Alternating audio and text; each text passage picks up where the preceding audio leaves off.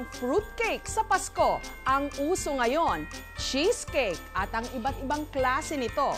Have a cheesy Merry Christmas!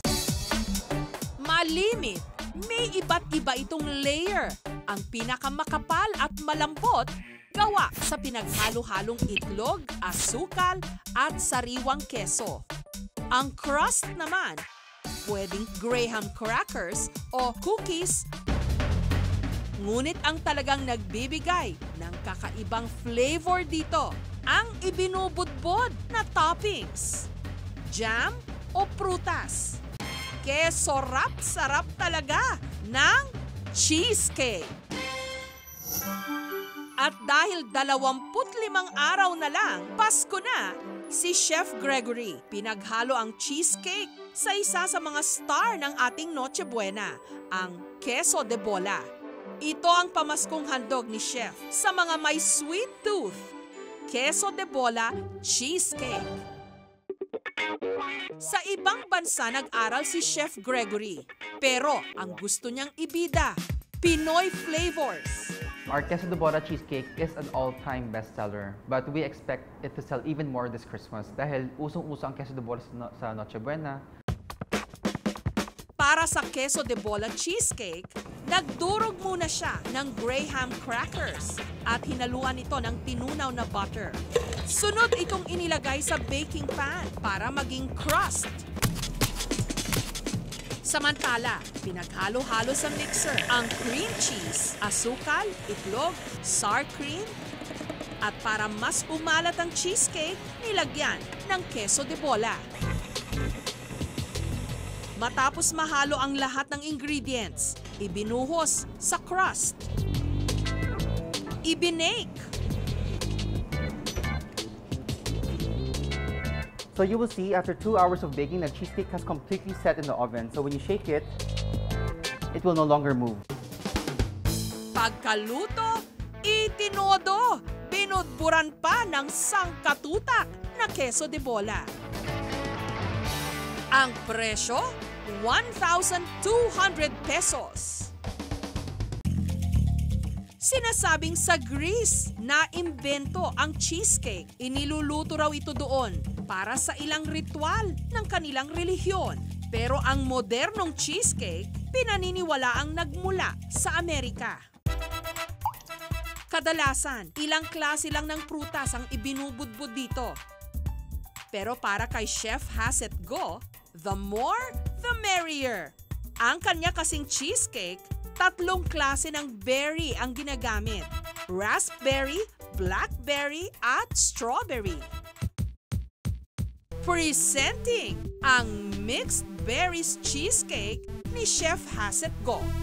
Yung French partner namin, humingi ako ng, let's say, opinion or suggestions galing sa kanya kung ano ba yung klase ng fruits na pwede kong infuse or pwede kong ihalo dun sa cheesecake na balak kong gawin. Marami daw sa kanila dun sa France, mga raspberries, blackberries, or strawberries, marami din, and mga blueberries, ganun. So sabi ko, o sige, baka gagawa na lang ako ng isang cheesecake na halo-halo lahat ng mga klase ng berries na yon. Pinaghalo-halo muna ang iba't ibang basic ingredients ng cheesecake. At saka idinagdag ang dinurog na raspberry, blackberry at strawberry. So pwede na po natin ilagay dito sa prepared crust natin kanina. Matapos ilagay sa crust ang mixture, ibinake ng 1 oras. Nung naluto, pinahira ng white chocolate. At pinalamutian ng iba't ibang berries. Ito na mga kapuso, ang mixed berries cheesecake. Kada slice, 160 pesos. Ang isang buo naman, 1,500 pesos. It's sweet but not too sweet. Perfectly balanced. Sinalalasahan mo yung asim at tamis ng mga berries niya. Alam mo yung parang nagpa-party sila sa bibig mo once na tinikman mo. Sa Balayan sa Batangas, isang blueberry cheesecake naman ang binabalik-balikan. Lalo pat abot kaya ang presyo, 35 pesos lang kada slice. Naisip daw ni Catherine na gawing abot kaya o presyong pamprobinsya ang kanyang blueberry cheesecake. Meron ako naging classmate nun sa culinary na nag-share siya ng masarap na recipe. Bago ko naman na perfect and na-approve ng husband ko yung lasa ng cheesecake namin. Siguro naka 10 tries ako hanggang 15 tries bago niya finally na-approve yung recipe ng cheesecake namin. Sa isang bowl, pinaghalo ang cream cheese, vanilla at gelatin. Inilagay ang mixture sa crust at nilagyan ng blueberry toppings. Diretso sa refrigerator para palamigin at para mabuo. Ilang oras lang, pwede nang iserve ang pinaka-affordable na blueberry cheesecake. Ito na po ang ating finished product, ang aming special blueberry cheesecake from Agots Catering. Siguro maka-3 o maka-4 na slices, kaya namin kainin. May take out. May take out pa yun. Sa Maginhawa Street sa Quezon City, ang kanilang cheesecake itsurang cupcake. At sari-sari rin ang flavors nito. Blueberry, dulce de leche at cookies cheesecake cupcake. Paborito raw ni Ogilvy ang cheesecake. Kaya nung nagtayo siya ng negosyo, ito na rin ang naisipan niyang ibenta. Hindi naman siya mabigat kasi small portion lang siya naman siya. Unlike isang buong cake na cheesecake ang kakainin mo, yung sa amin is maliit lang, cupcake lang. Ang pagbe-bake ng cookies cheesecake cupcake para rin daw paggawa ng ordinaryong cheesecake. Ang pagkakaiba lang, sa molde ng cupcake ito inilalagay.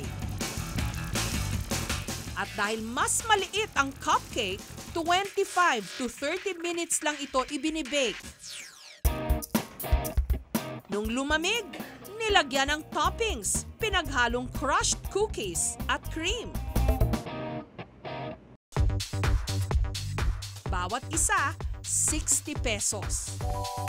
Dahil maliit lang, sakto, hindi ka magsisisi. Lalo't masarap itong i-partner sa kapeng barako. Lasang gatas, lambot. Sarap naman siya pang merienda. Say cheese! Lalo pat ito ang dessert na talagang photogenic. Masarap picturean. Selfie, selfie!